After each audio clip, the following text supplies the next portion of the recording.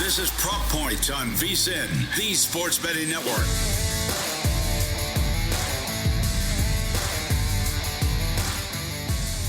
Hey everybody, welcome to Prop Points. Jeff Erickson and Nick Whalen here from Rotowire.com.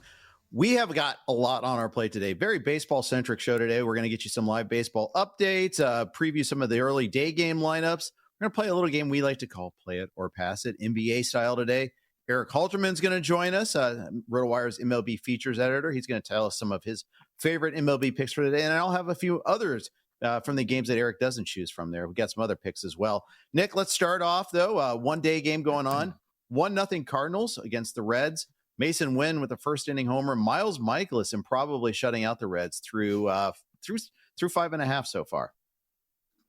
Yeah, a pitching duel has broken out in Cincinnati. Didn't necessarily look like that was going to be the case. Second batter of the game, Mason Wynn goes yard for that solo home run. And since then, we have had one other hit on the board for the St. Louis Cardinals, just 4 total hits in this game. So Miles Mikolas looking good. He's at 70 pitches right now, 4 strikeouts, no walks for him. Brady Singer on the other side has given up that home run, of course, does have 3 walks as well, but 4 strikeouts for Singer. He's at 92 pitches as we just finished the top of the 6th in our only game in action. Indeed. So, no Austin Hayes in the lineup for the Reds. They're saying it's a hamstring injury. They're saying he probably won't need an IL trip, but keep in mind the Reds are playing a doubleheader today, so he misses 2 games for the price of 1 on that one. We got another game starting up in about 5 minutes. Astros and the Tigers on this one here. Jackson Joe versus AJ Bluebaugh. Bluebaugh is making his MLB debut. The Astros giving Hayden Wesneski a week off, basically. They're pushing back to his next start for rest purposes. The Astros are kind of coming alive. They won 2 of the first 2 in this series. No Yordan Alvarez in the lineup today on that one there. So a heads up on that. Game line on that game, it's Houston's minus 120 on the money line. Total of 8 runs on that one there. So, Good look for, we talked about this on the Sirius XM show today earlier, that Jose Altuve, no longer the leadoff hitter, even though he's DHing today, he's not in left field. So he doesn't have to make that long walk before the leading off an inning. Yeah, and as far as Yordan Alvarez goes, I think this is just a routine day off, but keep in mind, he did miss Monday's game, was back in the lineup yesterday, did have a hit, but something to at least monitor over the next 24, 48 hours. Yeah. Astros are off tomorrow before beginning a 3-game set at the Chicago White Sox this weekend. So could be precautionary, but could still be a bit of a nagging issue for Alvarez. Like you said, Astros, despite Bluebaugh, making his debut, really no sample to pull from here. They are minus 120 favorites on the money line. If you like the Tigers, plus 100 behind Jackson Joe. Yeah, no Yainer Diaz also in the lineup for the Astros. So that another one there. Spencer Torkelson getting his first day off this season. Nick and Colt Keith is the playing for him at first base. Will Vest blew a save last night, by the way, as well. So there's some speculation on that closer job from from the Astros point of view. I mean, from the Tigers point of view, it wasn't in the 9th inning though. It was holding on to a lead in the 6th inning, so not a proper blown save on that. All right, let's move on. Let's talk a little NBA. Pacers beat the Bucks in overtime. Hey, the Bucks. They did the lineup change, which they desperately needed to do. I mean, I understand why they waited to do it a little bit there. It took the Dame injury to really force that. But, they've gotten so little out of Kyle Kuzma, so little out of Brook Lopez. They had to do something to try to improve their defense. Can we just go back to talking baseball, Jeff? I don't know if I'm mentally ready to say goodbye to this Milwaukee Bucks season. No, I was actually on late last night with Joe Sorallo on Cashing Out, so the wounds were still fresh at that point. I'm going through the stages of grief right now. I think I was in the denial/bargaining phase last night. I'm now inching closer to acceptance, but. Yeah, I mean, it says a lot. I think that the Bucks made such a dramatic lineup change last night. And of course, what happens? They start the game on a 13-0 run. They're up 30-13 at the end of the first quarter. And yeah, I was live on air on Sirius XM NBA for most of the first half. So I was tracking the live line pretty closely. And even when Indiana was down 15, 16, 17 points, they never got longer than like plus 3.5 on the live line. Even as Milwaukee is raining in threes and, Indiana played so sloppy early in the game, the Bucks never really fully put their support behind this Milwaukee Bucks team. And for good reason. for good reason. I mean, if you're talking the end of the fourth quarter into overtime, there were 2 or 3 times that if you would have asked me, hey, are the Bucks winning this game? I would have said yes, absolutely. After Gary Trent makes his 5th 3-pointer in a row, Giannis goes down and lays in a finger roll to put the Bucks up 6 with about 40 seconds left. That felt like, okay, we can finally exhale. Does it really change anything as far as the Milwaukee Bucks upside going forward in the playoffs? No, but hey, let's force a game 6. Let's go back home. Anything can happen when you have Giannis. And then, just so unfortunate for Gary Trent, to be the guy who's basically kept the Bucks in this series. He's had 2 huge games, went 8 of 17 from 3 last night, single-handedly gave them that lead in overtime to just lose the ball out of bounds, man. It was brutal. But at the same time, kind of fitting for how this Milwaukee Bucks season and really the entire Dame and Giannis era has unfolded. But again, there's not a long track record, Jeff, of teams benching 3 full-time starters in a do-or-die Game 5 and having success in that situation. Taurean Prince, Kyle Kuzma, Brook Lopez, all removed from the starting lineup. And all of those guys were out of the game for virtually the entire second half, essentially out of the rotation. Yeah, absolutely. And I wonder if, the replacements may have gotten tired down the stretch. That might have been part of the issue there too, because they're not used to playing so many minutes, perhaps. I don't know, but I get it though. Desperate all times, 5 starters played at least 44 minutes. Yeah. Yeah. That's a lot of minutes for players that aren't used to playing a lot of minutes. I agree with the moves though. I mean, you could see a different sort of defensive intensity, and maybe because it was an elimination game too, that borne that out a little bit too, but kind of leads to the question of what the Brewers the Bucks offseason and what they need to do this upcoming offseason there. How do they build around? Do they build around Giannis? Do they trade Giannis? Clearly what they had wasn't working. Mm-hmm. Well, this is fascinating on a number of levels because, of course, Giannis is still under contract for 2 more seasons, right? Like the Bucks are under no obligation to trade Giannis, but we know how these situations go in the NBA when a superstar, especially one of Giannis's caliber, with the amount of equity that he's built up with that organization, if he comes to them and says, "Hey, I see the writing on the wall. I see this the same way Nick Whalen from Prop Points does. We're not going to be winning here anytime soon." I think the Bucks have to be open to facilitating that trade. Now, we have to consider that Milwaukee does not control any of its first round picks until 2031. So there's no incentive for Milwaukee to just go in the tank here, right? If anything, if they're going to trade Giannis, they should want to remain at least semi-competitive, so you're not just, handing the number 3 overall pick to New Orleans or Portland over these next 4 or 5 seasons. What it's going to come down to essentially is if Giannis asks out, is he open to going anywhere? Does Milwaukee have the luxury, I guess is the way I would say it, to essentially just say, all right, we're going to open up the bidding. Whoever the highest bidder is, you get Giannis. Or does Giannis go the route that we've seen with a lot of other superstars and say, here are the 2 or 3 teams that I would really like to go to. Please send me to one of those teams. And look, it's really tough. It puts the organization in a difficult spot. But I think given what Giannis has given to this organization, what he means to this organization, I think they would be willing to facilitate that. And for as demoralizing as it would be to lose Giannis, the silver lining is you are getting a massive haul. This is not going to be a Luka Doncic situation where you're looking around and saying, what? That's all we got? The Bucks will be in at least a decent position to reboot this thing, even if it takes 3, 4, 5 years to get back to a truly competitive level. Yeah, absolutely. They're not as screwed as Phoenix. They're not as screwed as some other teams out there, but they're kind of screwed at the same time. All right. Yeah. We're going to talk a little Detroit, New York, but first, are you still using your buddy's gut instinct as your betting strategy? Come on, you deserve better. Rotowire has the real tools the pros use: rankings, projections, updates, and data that doesn't sleep. Whether you're making picks, setting your fantasy lineup, or placing bets, our award-winning insights give you the edge you need. Get started today by heading over to rotowire.com and entering Roto15 at checkout for 15% off any Rotowire product. Nick, you expressed earlier that you are frustrated with the Knicks right now. They lose again at home. They're still up 3-2 in the series, but they're a couple plays away from being eliminated, for crying out loud. I mean, the way game 4 ended, certainly they would be down 3-2. They had a huge run to kind of erase a big lead for Detroit in game 1.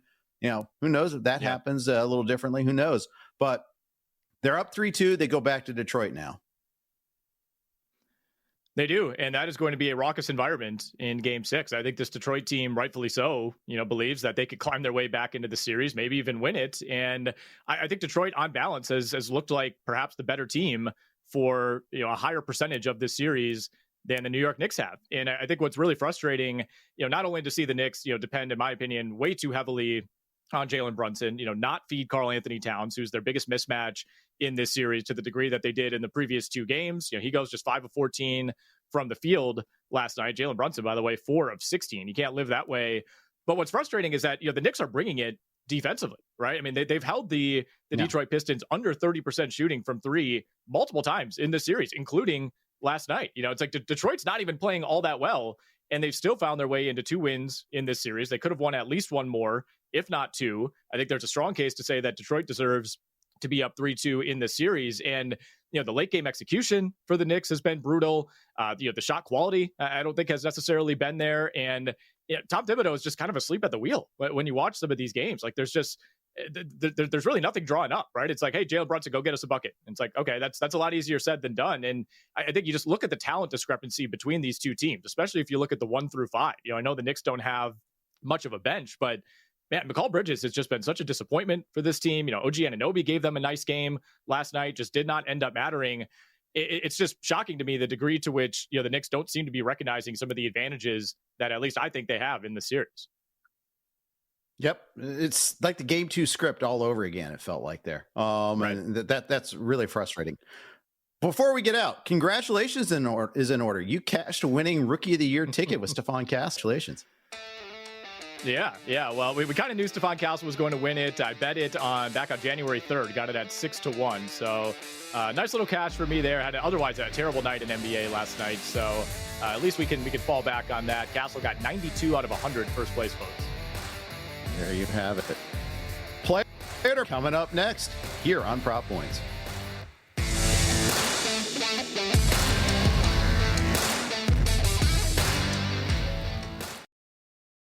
At Arizona State University, we're bringing world-class education from our globally acclaimed faculty to you. Ranked #1 in innovation for 10 consecutive years and #2 among public universities for employability, ASU isn't just ahead of the curve, it's creating new paths to success. Earn your degree from the nation's most innovative university. Online, that's a degree better. Explore more than 300 undergraduate, graduate, and certificate programs at asuonline.asu.edu.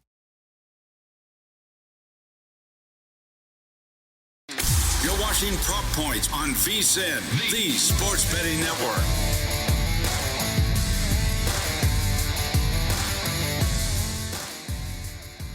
Let's take a look at playoff future props on our award-winning series, Play It or Pass It, NBA style. Nick, Cavs are facing the Pacers in the next round. Cavs versus Pacers to go over 5.5 games is at -110. Play it or pass it? Oh man, this is a good one to start off with. Obviously, both these teams coming off of, impressive first round series. And this is actually now bumped up to -115 to the over 5.5 at DraftKings. You can get the under 5.5 at -105. Pacers played the Cavs well in the regular season, but this is one of those situations where, I would implore you to take a game by game look and not just say, oh, they split the season series or this team went 3-1, because there were some injury caveats in a lot of those games for both teams. And obviously both are healthy now heading into round 2. I think I was more impressed with the Cavaliers than I was the Indiana Pacers. I think, if you're the Milwaukee Bucks, you could say, well, Damian Lillard played like 1.5 games in this series. We had terrible coaching. We just didn't have the roster. Cleveland put up a 140 offensive rating, or almost a 140, I should say, offensive rating in the first round. And I know the Miami Heat are not the Miami Heat of old, but that was quite literally one of, if not the most dominant series that we've ever seen. They won those 4 games by an average of 30.5 points per game. So this will be a much different series for the Indiana Pacers. This is a huge jump up in competition, a huge jump up in terms of coaching. Again, the Bucks basically had like 1.5 players that you had to worry about. And one of those guys was Gary Trent Jr., who was coming off the bench to begin that series. The Cavs have 3 or 4 guys that you have to worry about every single night. They have some really good role players. They beefed up that bench rotation at the deadline, adding DeAndre Hunter. He was really good in round 1. You got to worry about Ty Jerome coming off the bench, Max Strus. They've built, I think, the second best roster in the Eastern Conference. And that gap between Boston and Cleveland, to me, feels like it has narrowed a little bit, due in part to some of the injuries for the Boston Celtics. So to me, this is more of a pass. I don't know that I'll end up, having an official play on the 5.5, but my initial inclination when I knew this series was locked in is it's feeling to me like Cavs in 5. I want to take umbrage with that. I really do. but I don't. Okay. I maybe you and I kind of share this sort of trait. We're kind of self-hating fans. You know, the teams that we like, we kind of tend to discount a little bit there, and that's definitely the case here. It's a pass for me. I wouldn't go and bet the other side, but I'm definitely not betting it either. It's definitely a pass it for me as well. That's the way I view it there. And just the Cavs look so good. I mean, they go to Miami. You think Miami has a little bit of pride? They'll play tougher at home, and it was exactly the opposite. It was just murder, death, kills there. Just brutal. All right. I think we're going to know early in this series. Go ahead. Or go ahead.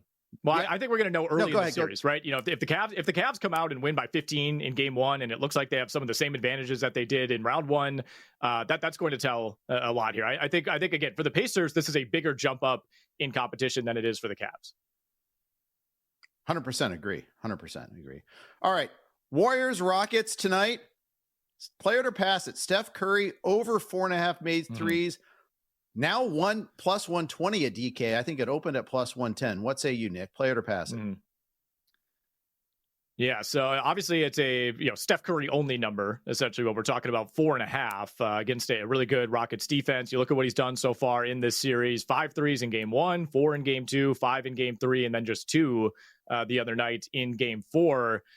You know, games 1 and 3 specifically, I thought the Rockets kind of got away from their defensive plan. They allowed Curry to get loose, but overall, I think they played pretty decent defense in this series. The offense for the Rockets has been the far, far bigger issue. You know, they're still holding Golden State, in that like 95 to 110 range on most nights. The problem is, the Rockets are scoring in the 90 to 105 range in most of these games. It is a potential closeout game for Golden State. Obviously, you expect Curry to be locked in. He's played in a number of these situations over the years. But again, the number one goal if you're Houston tonight is to not let Steph Curry have one of capital T, capital G, those games. So I think this might be a little bit more of a Jimmy Butler spot. We'll talk about him a little bit later. And again, I expect the Rockets to go all out to stop Stephen Curry, make Buddy Hield, make Brandon Podziemski beat you, much like they did in game 4. So this is more of a pass for me. I think it's a 3 or 4 3-pointer night for Steph Curry. Would take a look. There are some 4.5s out there in the assist market for Curry. His assist numbers have been down a bit this season, especially since Jimmy Butler joined the roster. But again, if you're selling out to stop Steph Curry, prevent him from taking 10, 11 threes in this game, I think there will be assist opportunities there. Yeah. And I think it's the right thing to try to prevent Curry from beating you too. I think that is the right play. Defensively, Houston's been fine this series. It's just their offense has been horrific. Their free throw shooting has been horrific. It's little things like those little things that I think are the thing that are a killer there. This leads into the next one. Play it or pass it. Jimmy Butler over 30.5 PRA, minus 120 at the DraftKings Sportsbook. Yes, I like this one quite a bit. I think we're getting a pretty fair number. Again, I expect a lot of attention to be paid to Curry, as was the case in game 4. And keep in mind, Butler has gone over this number in his 2 healthy games in this series. And you could argue he was less than 100% in game 4, well over that number in both of those, 38 points plus rebounds and assists in game 1 and game 4. And, I think ideally if you're Houston, you slow down Steph Curry and Jimmy Butler, but that's much easier said than done. I think you have to pick your battles when you're talking about those two guys. And I've been impressed with Butler, in this series so far. He's been great in the mid-range. He's been getting to the line at a high rate. Not sure he gets there 12 times again tonight like he did in game 4, but this is one that I will play. I think we're getting a good number here, over 30.5 PRA. And a couple other props that I'll throw out that I'm sniffing around right now for this game. But look at Buddy Hield, over 2.5 threes, plus 124. Could be a comeback down to earth game for him, but he's in the starting lineup. I think the Warriors have recognized that they need more shooting around Curry and Butler. Then on the Houston side of things, looking at Şengün, over 31.5 points plus rebounds, more of a volume play than anything else. We'll talk a little Lakers, Timberwolves in a second, but the NBA and NHL playoffs are heating up. MLB is in full swing and the Kentucky Derby is almost here. Don't just watch, bet smarter with VSiN Pro. Time is running out to get the full VSiN Pro access through August 1st for just $59, saving you over 33% off the monthly price. Sign up now and get instant access to a daily recap of best bets from all VSiN hosts and guests, exclusive betting splits from DraftKings and Circa, 24/7 live video and full show replays on the VSiN Watch app, plus our Kentucky Derby betting guide with previews and best bets on the Kentucky Derby and Kentucky Oats. Every sport, every edge, one low price. Sign up now at VSiN.com/subscribe. That's VSIN.com/subscribe. I will not be contributing to Kentucky Derby betting guide. I'd be telling you to go get Pie Oh My or something like that. So don't listen to me for any Kentucky Derby advice. Anthony Edwards, over 5.5 assists tonight. T-Wolves versus the Lakers. Elimination game. What do you got for Ant-Man here? All right, I like this one too. I'll take this one. Over 5.5 assists, plus 110. The big outlier game, of course, for Edwards was the one game that the Lakers have won in this series, where Edwards had 0 assists in game 2, but 9 in game 1, 8 in game 3, 6 the other night in game 4. So again, I'm setting game 2 aside, kind of an outlier. I do expect the Lakers to put forth a better effort tonight. I would not be surprised if the Lakers win this game, but I think it's going to be close. I think it's going to be really competitive. There's some obvious advantages on paper that it feels like the Lakers should have. They have not necessarily been exploiting those. We've seen a lot of one-on-one late in games, especially with Luka Doncic. But I'm looking at Anthony Edwards here. Despite taking at least 22 shots in all 4 games in this series, he is still getting his assists in general. It's going to come down more than anything to how the Wolves role players are shooting the ball. They already have one really good shooting night under their belt in this building. That came back in game 1. And when you dig into the advanced numbers, Jeff, they would tell you that Anthony Edwards is leaving some assists on the table in this series. He's averaging 5.8 assists per game through these 4 games, but should be 7.5 if you look at the adjusted assists in terms of expected make percentage on some of these setups that he's giving to the Wolves role players. So I'm going to follow the numbers here. I think this is a spot where if you're the Lakers, much like the Rockets with Stephen Curry, you do not want Anthony Edwards going for another 40-point night. You're going to try to force the ball out of his hands. I think we're getting a solid number here at 5.5. All right, very good. So it's 3-1 in the series. The Lakers are down 3-1. Can they come back? Lakers to win the series at plus 360. I wouldn't bet it. Again, I think the Lakers can win this game tonight. They can make it 3-2. I think they will be facing an uphill battle to go to Minnesota and win game 6. Now, if they're able to do that and you come home and all the pressure's on Minnesota now to not blow a 3-1 lead, and obviously we've seen LeBron come back from this against a superior opponent in the past, then it could get a little bit dicey. But, if we want to invoke the 2016 finals, that's all well and good. That was 9 years ago. This is a different version of LeBron James. It's a completely different context. And, for as great as LeBron still is, for as great as Luka Doncic has been scoring wise in this series, it feels to me like the Wolves have the best player and maybe the most dependable guy game to game in Anthony Edwards. So would it shock me if a team with Luka Doncic and LeBron James came back and won the series? No, maybe it wouldn't, but it's a stay away for me, even at plus 360. And on the way out here, I'll give you a couple more props that I'm eyeing up for this Lakers-Wolves game, Jeff. LeBron James, you got to look at the points prop, 26.5 tonight. Would also consider the over 16.5 assists plus rebounds. LeBron averages 33.5 points per game in elimination games in his career. The last 5 elimination games he's played, he's put up 27, 30, 30, 40, and 29. And got to get Austin Reeves going as well if you're the Lakers. My favorite play with him, the over 9.5 assists plus boards. I like those individual Laker props too, because they're going to play loads of minutes tonight as well. Erik Halterman joins us on the Progressive Guest Line coming up next on Prop Points.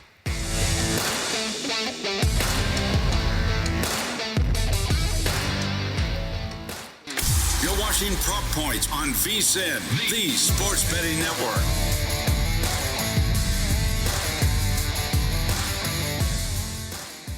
Welcome back into Prop Points. Time to talk some Major League Baseball. We'll get to our friend Erik Halterman joining us in a moment. But first, we'll get you a quick scoreboard update. 2 games in action. Game 1 of a doubleheader between the Cardinals and the Reds. They were rained out yesterday. Still 1-0 in favor of St. Louis. About to move to the top of the 8th inning. Both teams with just 3 hits on the board. So a little bit more of a pitching duel. Mason Wynn responsible for the lone run in this game. A solo homer for him in the top of the first. Tigers-Astros underway down in Houston. We're in the top of the second there. Jeremy Pena with a solo homer in the bottom of the first. First pitch he saw from Jackson Jobe took him yards. So 1-0 Astros again in the top of the second. Detroit with a runner on first base. Houston minus 154 on the live money line.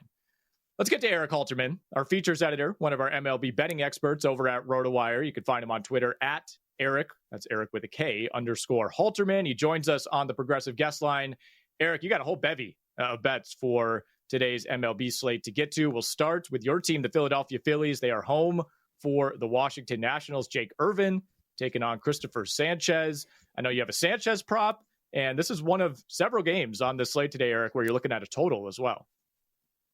Yeah, for whatever reason, I felt that the bookies set their money lines a lot better than their over-unders today. So I think there's more value to be had in the over-unders, and this is one of them. I like the Phillies Nationals to go over 8 runs is what I was seeing. I also like Christopher Sanchez to go under 17.5 outs. And those two things are linked, really. If I thought that Christopher Sanchez was going to be fine and was going to go 7 shutout innings, I would not take the over on this total here.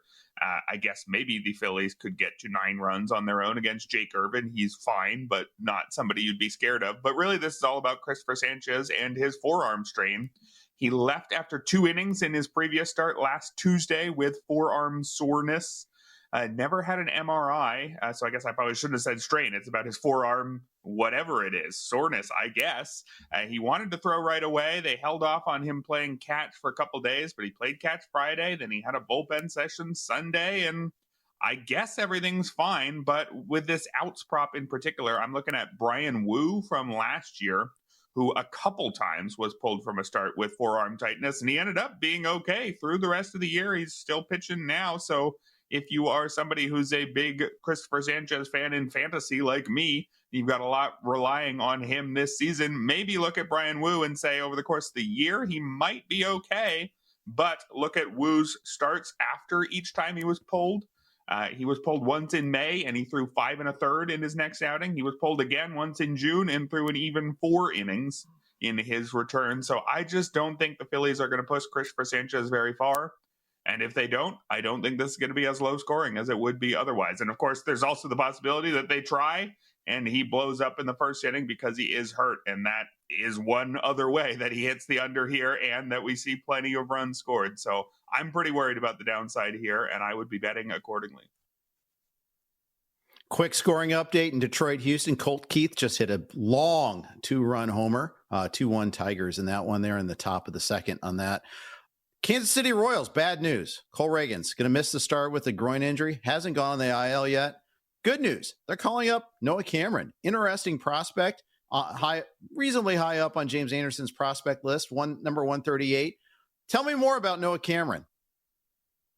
Yeah, well, you see, my first couple notes here are that he's a reasonably interesting prospect, and he's fairly high on James Anderson's prospect list. So that is what I'm thinking about here. He's not that high. He's 138, so he's outside the top 100. So I don't want us to get carried away with how good Noah Cameron is, but I think he's good enough to take the Royals as a pretty substantial underdog here. I think he's talented enough to keep his team in the game against Drew Rasmussen, who's really good, but is only going to give you about 5 innings. Cameron threw 5 starts this year, has a 3.22 ERA, a 1.03 WHIP, and a 30% strikeout rate. Pretty similar to what he did in the upper minors last year in 25 starts, 3.08 ERA, 1.21 WHIP, and again, a 28% strikeout rate. I'm worried about his workload. I don't know if I'd take the over on any outs prop, but 4.5 strikeouts is a very low total. In his 4 starts in the minors that went at least 4 innings this year, he had at least 5 strikeouts every time. He was pulled early in his last start so that he could be ready to go today. That's the only time he didn't reach this total. So I don't think it's going to be very hard for Noah Cameron to get 5 strikeouts as long as they give him at least 4, maybe 5 innings. Maybe the Rays knock him out right away, but I think he's a talented pitcher who should have a pretty decent chance of hitting the ground running. Eric, let's move on in the AL to the Red Sox and the Blue Jays. This is a red-hot Red Sox team. They have won 3 in a row. They've outscored their opponents 30-8 in that span, coming off a big win yesterday in Toronto. 10-2 was the final result. Today we got Lucas Giolito going for Boston. Do we know yet who the starter will be for the Toronto Blue Jays? And I know this is another game where you're eyeing up the total. Yep, I am eyeing up the total because of these 2 starters, Lucas Giolito and probably Eric Lauer. That's who we're projecting at Rotowire right now. He was recalled, but MLB.com isn't yet officially showing him as the starter. But, if it's not him, then it's somebody even worse. So I'm even more excited to take the over here. It's a pretty high total, and the Blue Jays lineup struggling, but the Red Sox can certainly hit. And I think the Blue Jays will be able to hit off of Lucas Giolito, who is making his first start after missing all of last year with internal brace surgery. He also suffered a hamstring strain in camp and missed the first month of this year. So not in a very good place physically. And we're seeing that in his numbers in rehab. He had a 5.19 ERA, walked 16% of opposing batters in 5 starts. And remember, the last 2 years we saw Lucas Giolito, he was not very good. 4.90 ERA in 2022, 4.88 in 2023. It's been several years since Lucas Giolito was the frontline arm we might remember him as. Then Eric Lauer on the other side, he had some brief period of success for the Brewers, but a 6.56 ERA in 2023, then found himself pitching in KBO last year, had a 4.93 ERA there. So this is not one of those KBO success stories. He's just here because the Blue Jays don't have anybody else. Even in AAA in 5 starts, a 4.50 ERA here. So the Red Sox could hit the over on their own, and the Blue Jays could even hit the over on their own here. I do not trust either of these pitchers at all. All right. Another game where you may not trust the pitchers. Brewers, White Sox, surprisingly low total, 7.5 runs.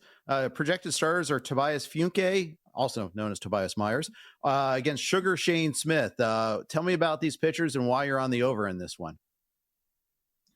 Yeah, betting on the under might work for, it didn't work for other people, but it might work for us, something like that, trying to follow along your Tobias here. But anyway, if this were an 8.5, maybe I would be happier not taking the over, but this is too low for these two pitchers. And I know the White Sox can't exactly hit, and the Brewers have a pretty mediocre lineup. But Tobias Myers, you might look at his 3.00 ERA last year and think, wow, he's actually pretty good.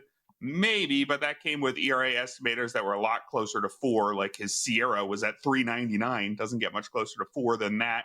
He also missed the start of the year with an oblique strain and allowed 8 base runners in 4 innings in his season debut. So I'm not convinced he's anything other than a number 4 starter type, and I'm not convinced he's pitching to his best right now. Shane Smith, on the other hand, actually a Rule 5 pick from the Brewers. So maybe do we say they have a good scouting report on him? I don't know if I want to modify my bets too much based on that, but it's something to think about. The real thing I'm thinking about here, though, is yes, he has a 2.30 ERA in his first 5 starts, but ERA estimator is very unconvinced, a 4.17 Sierra.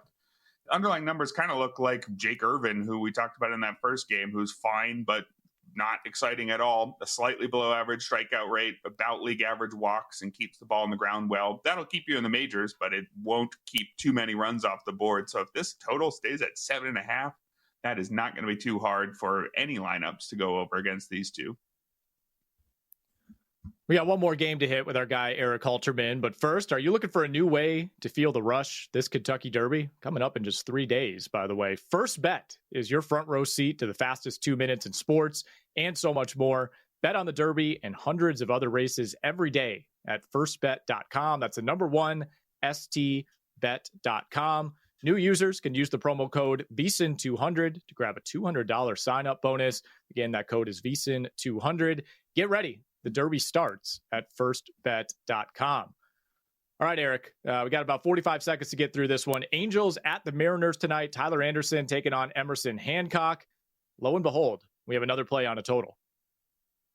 Yeah, it's hard to score runs in Seattle, even against these pitchers. I'm not saying Emerson Hancock and Tyler Anderson are too scary, but 8.5 is a fairly high total for a Seattle game. And this really, to me, is an opportunity to mention that Emerson Hancock might have something sort of. He's got a 7.71 ERA through 3 starts, but xFIP down at 345, Sierra at 370. Basically, the strikeouts are up, the walks are down compared to last year.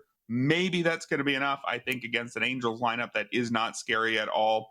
And Tyler Anderson is doing it again somehow, got that 2.60 ERA. I think in Seattle, it's going to be enough for a low-scoring game. All right, there we have it. The under 8.5 in Angels Mariners final play of the night from Erik Halterman. He joined us on the Progressive Guest Line. Check him out on Twitter at Erik_Halterman. More baseball bets and some G-Bank best bets of the night coming your way next. Stay tuned.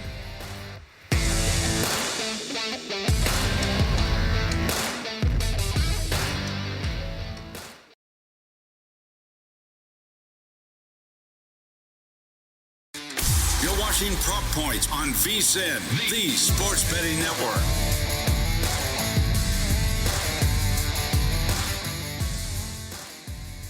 Welcome back to Prop Points, closing things out with some more bets for you for tonight's Major League Baseball slate. We'll have our G-Bank best bets coming from the NBA to finish out the show. And, of course, Make It Rain with Adam Shine coming up in about 15 minutes here on VSiN. He's going to have Mike Somich on the show to give his best bets for the Kentucky Derby.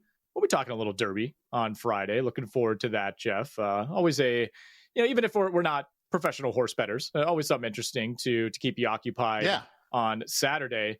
Give you a quick scoreboard update in Major League Baseball. Not much has changed since the last update. We're moving to the bottom of the 8th in Cincinnati. Still 1-0 Cardinals. So a couple more chances here for the Reds to make this a game.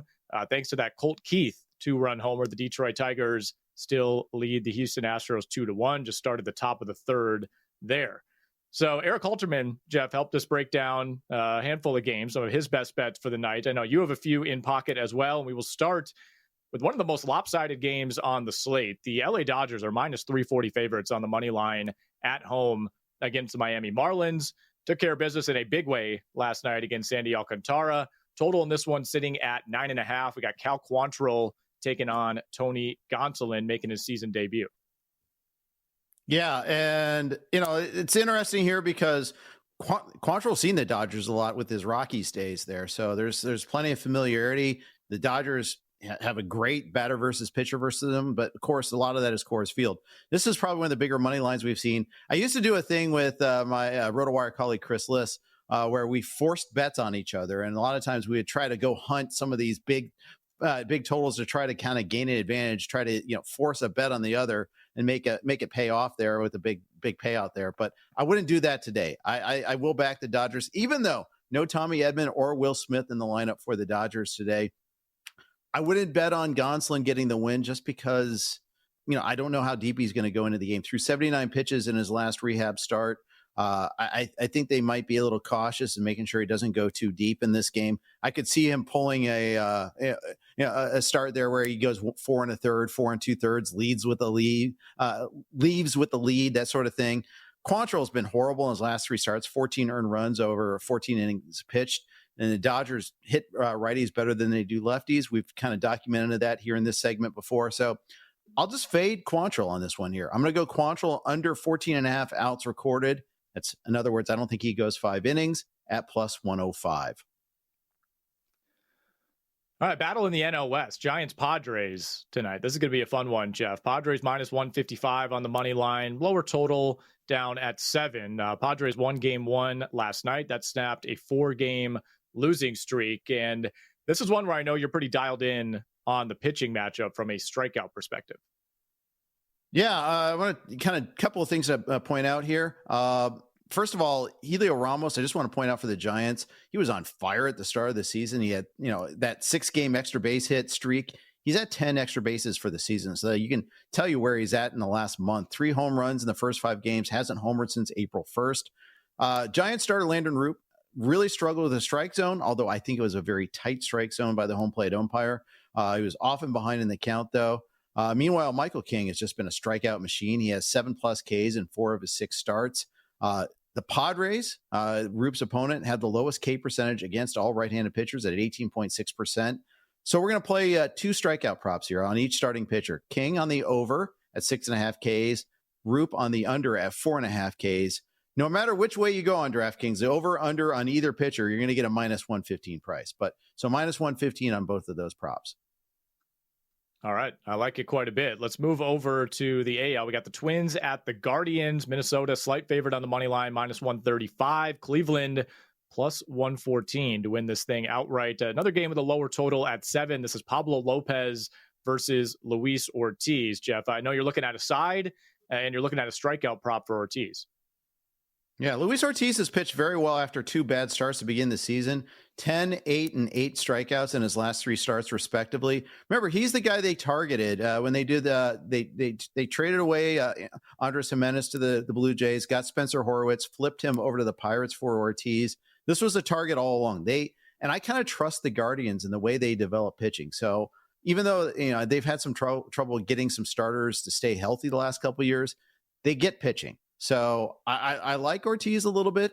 So I like going with his strikeout prop here. I mean, he's easily cleared that hurdle in his last 3 starts at plus 135. We'll take the over 5.5 Ks on that. Meanwhile, I'm not really necessarily fading Pablo Lopez. I know he's got a small, in a small sample, Cleveland Guardians have hit 355, got on base at a 428 clip against him, but that's only 62 at bats. That's basically 3 starts worth, not even full 3 starts worth. However, I'm getting Cleveland at plus money at home against a Twins team that, frankly, isn't that great. I know they had a 4-game winning streak before yesterday. That got snapped on the walk-off home run by Manzardo. But this is kind of more of a backing of Ortiz, and I think that the Cleveland's a better team than Minnesota. So give me Cleveland at home for plus money at plus 114. Moving over to the American League East, Yankees dominated the Orioles yesterday, 15-3, your final score. As it turns out, Kyle Gibson, maybe not the savior for this Baltimore Orioles pitching staff, gave up 4 homers in his first 12 pitches yesterday. Today, it's Carlos Carrasco for the Yankees going up against Cade Povich. Cade Povich, Jeff, as you know, is a left-hander, and this Yankees team pounds left-handed pitching. Yeah, WRC plus against lefties, 149. 149 against lefties for WRC plus for them. So, you like that. You kind of back some of the bats here. Aaron Judge poking it out to right yesterday. I could see him doing exactly the same thing today. Meanwhile, the Yankees have Carlos Carrasco going. He's not good. 526, 136 R's ratios, but he has been good in the last 2 of his last 3 starts.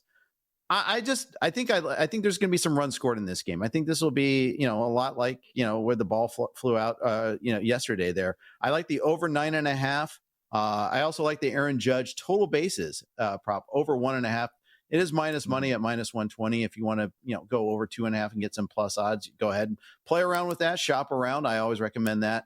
But I do think there's no real weather issues in this game. 78 degrees is the projected temperature at first pitch. So ball should carry pretty well early on. Yeah, Aaron Judge 2 for 3 yesterday with that first inning homer, now hitting 412 on the year. He's minus 600 right now, Jeff, to win the American League MVP. Bobby Witt, really the only other guy in the conversation. He's at 8-1. Then you got to go all the way down to Mike Trout at 35-1, Gunnar Henderson at 40-1. So Trout running away with that, at least for now. Cubs at the Pirates. Big win for the Cubs last night. We get Matthew Boyd against Carmen Majinski tonight. Chicago minus 166 on that money line, Jeff. Total at 8.5. Yeah, this is a pretty big mismatch in starting pitching matchup here. Majinski is, really struggled overall. He's got a 6.95 ERA. Matthew Boyd, 2.54 ERA.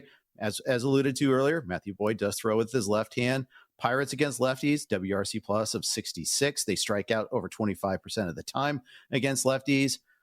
Instead of going money line here, I'm going to take a chance that Boyd goes deep enough into the game, leaves with the lead. He's to get the win himself, to record a win at plus 125 odds. All right. I like it. Before we get to our G-Bank best bets, we will give you an update in that Cardinals-Reds game. Now 4-0 in the top of the 9th. That is thanks to a Victor Scott 3-run shot, that coming off of Alexis Diaz. So Cardinals in really good position now, up 4-0 as we look ahead to the bottom of the 9th. The Detroit Tigers have also tacked on another run, so they lead the Houston Astros 3-1 now in the top of the 3rd inning, 2 on, 2 outs for Detroit. All right, let's get to our G-Bank best bets of the night. They're brought to you by G-Bank, the official bank of VSiN. G-Bank is up in the ante with up to a $750 bonus for new G-Bank Visa Signature Card customers. New customers who spend $1,000 on eligible purchases within 90 days from account opening receive a $250 bonus.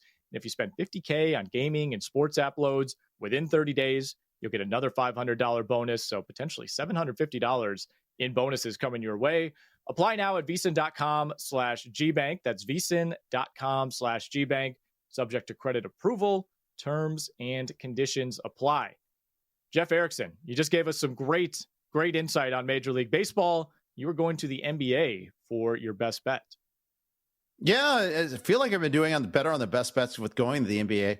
I think the Timberwolves close it out tonight against the Lakers. But if you don't feel as strongly about that, how about just go with the 5.5 points at minus 110, Minnesota plus 5.5. I'll take that. The money line, by the way, for the Timberwolves is at plus 190. If you feel like I do that, they're going to close it out. Okay. There might be some sixes out there in the market as well. So shop around. Most of the handle coming in on the Lakers, 69% of the money on the Lakers to cover the 5.5 tonight. But I think we get a close game, Jeff.